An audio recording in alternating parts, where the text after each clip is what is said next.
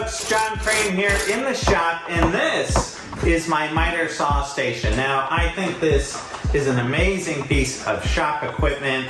I am very proud of this. I built this about 20 years ago, and it has stood up to the test of time. It really is a very functional workstation for the miter saw. So I'm going to show you all around this miter saw station today, all the features. I think it's something that you might want to build for your own shop.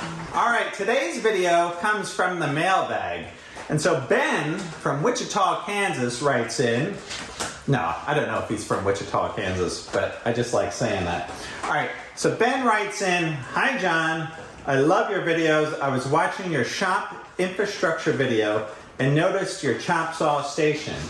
Do you have any videos or pictures of it by chance? I really like the looks of that and just built a shop and have been trying to figure out what to do with the chop saw. Thanks for any information and keep up the good work, Ben."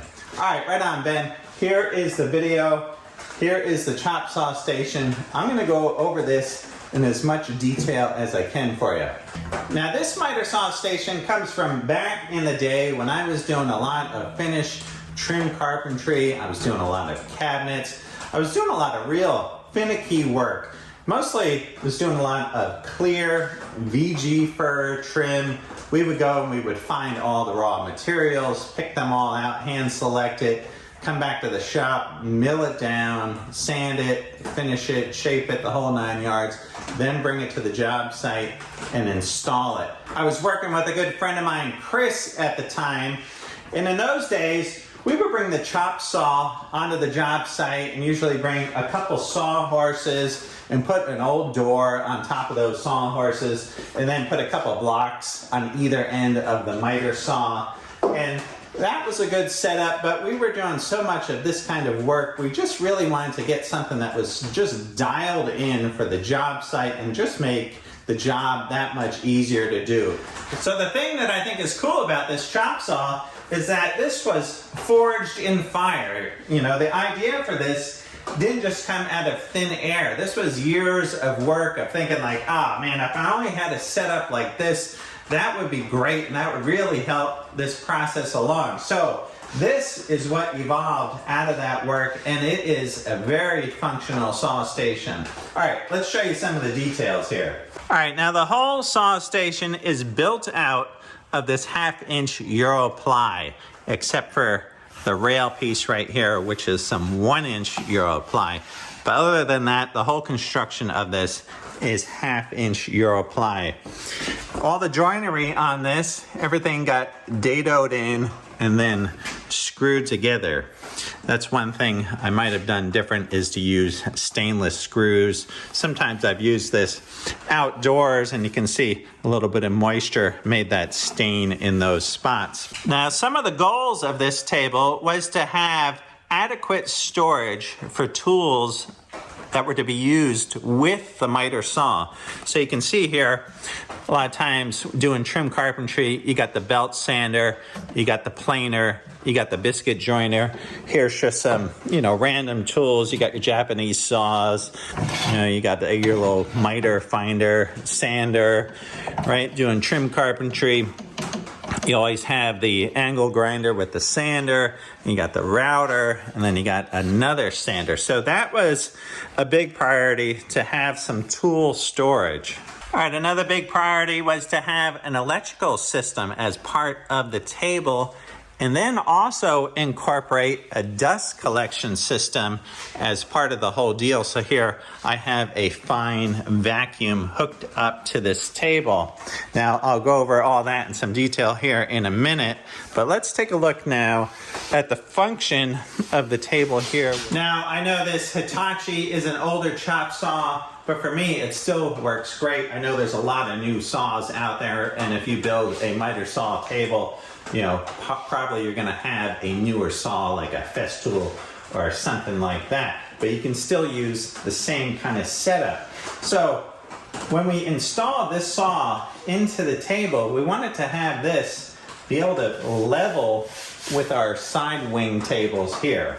So as far as how the saw sets in here, we actually have the saw sitting on 3 different bolts. So there's 2 in the front, and there's 1 in the rear right there. I already took the nut off of that. But let me show you how this pulls out. I keep a little 1/2-inch nut driver around the saw all the time so I can just pull these nuts off. So there's 1. I already took the one off in the back. I'll pop this one off. We'll disconnect our dust collection. All right, now I'll just lift straight up and pop the saw out. All right, you can see here that we've got 3 different leveling bolts. Now with these 3 leveling bolts, you can really get your chop saw dialed in to the right height. So you can see these are some nylock nuts that are on there, and those are bolted right through to the bottom. You can also see on the underside of this shelf, we installed a piece of square tubing with some screws up into the top, and that is to stiffen this whole area so this doesn't sag at all. You want to keep everything nice and flat. All right, before I put the saw back in, I just want to show you how this is cut in a 1/2 round section here in the back. Whatever saw you have, you just want to put it down on a piece of paper or wood and then trace, what kind of curve that needs for the saw to turn, to whatever angle you need to put the saw at. Also take a look here. We got these rails dadoed into the 1/2 inch right there. That is also real nice, helping to stiffen the whole table.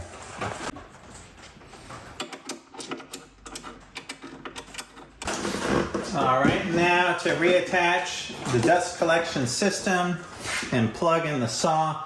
Just want to say here, for the dust collection here, this is actually just a rubber Fernco pipe end cap. So it's got the hose clamp. I think you can buy these at the Home Depot. So it's just an end cap for a pipe. I drilled a hole through this end cap with a hole saw so it fits the end of the vacuum, and that just goes right in there, stays, a nice solid connection. And then to plug in the saw, we got the cord end here, and this goes down through this hole and then plugs into an outlet down below. Okay, now to plug in the saw, the cord goes right down through that hole, and then underneath here, I got this electrical box. You can see here also one side says vacuum and the other does not. So I'll plug this in right there. Now this is a great feature to have set up in this table. Now I have the saw set up and any other tools that are plugged into this vacuum side, that when you pull the trigger on any of those tools, that it triggers the vacuum. Now this fine vacuum that I have has a automatic start. So when you pull the trigger, it automatically fires at the vacuum and starts the dust collection. So as far as the electrical system goes, on this end, I got a duplex outlet. One is for the vacuum and one is just a regular outlet. And then if we move around here on the table, you can see I've got conduit running through the whole table. Now also right here coming out of this box is the extension cord that plugs in the whole table. So that's a 25-foot cord or so, and that has a plug in, and that's running into an outlet. Now the conduit runs right through here to this box. Now this box is for plugging in the chop saw. I got the light plugged into it right there, and you can plug in whatever else you want right there. You want to plug in your angle grinder or your router, and then again the conduit continues on underneath the chop saw. And as we continue on, you can see this outlet, I have a light plugged into it, but then also the vacuum is plugged into it. So if we go to the next one, you can see the cord for the vacuum drops down and the vacuum is plugged into that one. The conduit continues on, goes over to this box, and this box is right here on the end. And here on the end, we have this duplex outlet. One is for the vacuum and one is just a regular outlet. Now, the ones that say vacuum, those are all wired together, and then that is connected to this cord here on the back. So this cord is connected to all the vacuum outlets, and that cord drops down and then plugs into the vacuum. So anything that is plugged into those outlets is going to trigger this vacuum to go off, and there you got your dust collection. Okay, you can see here that a lot of the tools that I have in the compartments, like say this biscuit joiner, I can pull this out and then take my vacuum off of the miter saw, put it onto the biscuit joiner. I have the biscuit joiner hooked into the vacuum circuit. Pull the trigger and I'm ready to go with the dust collection. That's pretty cool. All right, I just want to go back to the miter saw and the positioning of how this saw is set up in relationship to this fence here. Now I have the fence of this miter saw forward of this fence a little bit, and I think that is a very important thing. I do not want this lined up with this. Now, oftentimes you get a board, you're working on trim or whatever, and sometimes you got a hook to the board. Sometimes you got a bunch of raw materials, you're trying to trim them to length. And a lot of times if you have raw stuff from like a mill or that type of thing, you don't want a straight plane on here. You want to be able to reference your board off of this surface right here. So you don't want to reference it off of a 12-foot section or something. You just want 8-10 inches of what here is on the saw. So you set up the board, you put it in there, and then you make your cut. All right, another feature of the table in this rail right here is when you want to make repeatable cuts. So say we want to make a bunch of 18-inch boards. So I put the tape measure on here, I turn on the laser. Now this laser is actually very accurate. I use this laser a lot. So I hook the tape and I slide this down until I hit the 18. And then I take a little stop block, I just slide that right up and then clamp this to that fence. And now you're ready to make a lot of repeatable cuts. This is a huge feature. This is a big time saver to be able to make multiple cuts like that to a stop. All right, now I have thought of taking a router and putting a dado in the top of this rail and the rail here on the other side, and then putting in one of those sticky back tape measures into the top of here, and then building some sort of clamping mechanism so then I could just set it to a particular measurement and then make the repeatable cuts on the miter saw. But so far I haven't done that. I've just been using, the tape measure here. It's an interesting thing in the shop when you're using the table saw and you got the miter saw going and your tape measures. You want those measurements all to line up. And if you've ever taken a couple tape measures at the store, sometimes I'll take a couple tape measures out and I'm trying to find two tape measures that will match each other. So I'll pull two out together and you'll see sometimes over the course of a few feet, you see some differences in the measurements on those tape measures. So I try to find two that match each other, and then I match those tape measures to the saw. Sometimes I'll do that for a job, and then other times I'll take a very nice Starrett rule and I'll use that to set up the fence on the table saw. All right, I've pulled the miter saw station out from the wall because I wanted to show you this feature here on the back. Now this miter saw table is designed to bring this on the job for various different operations. So this wouldn't be up against the wall, but I wanted to use this little lip right here when I was scribing baseboard to a floor. Now oftentimes you're putting in baseboard and the floor's all wavy and you're trying to match that baseboard to the floor. So the idea back here was to take, I'm just saying this is like a small piece of baseboard. Sometimes you got, really long runs of baseboard, sometimes 20 feet or something. But the idea here is to clamp the baseboard to this lip. And when I was scribing a lot of baseboard, I would do it with the planer. Now this is a technique, I'll do another video on how to do this, but I just wanted to show the feature on the saw table. But you take the planer and you plane off almost like a 45-degree angle here on the bottom. First, actually, you would scribe the board with a pencil type of deal. And then once you got that scribe line, you can take this planer here. These Bosch planers are great. And you can take this, you can plane off a little bit at a 45, and then your next couple passes, you can start moving this back and forth, and you can actually scribe a line almost exactly with this. When you come back you know, with a little hand plane or with a little hand sander type of thing, you go back and forth testing your scribe. But that's for another video. I'll show you guys how to do that. But that's a cool feature of this here on the back.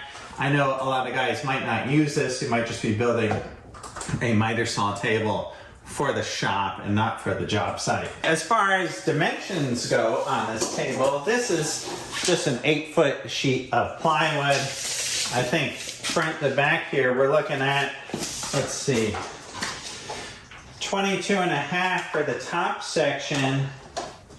And then right here, this is 25 3/8 down below.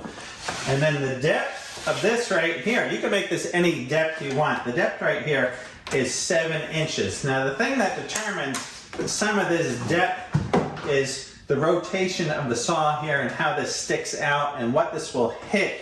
So you can make a little arc in these when you cut these wings.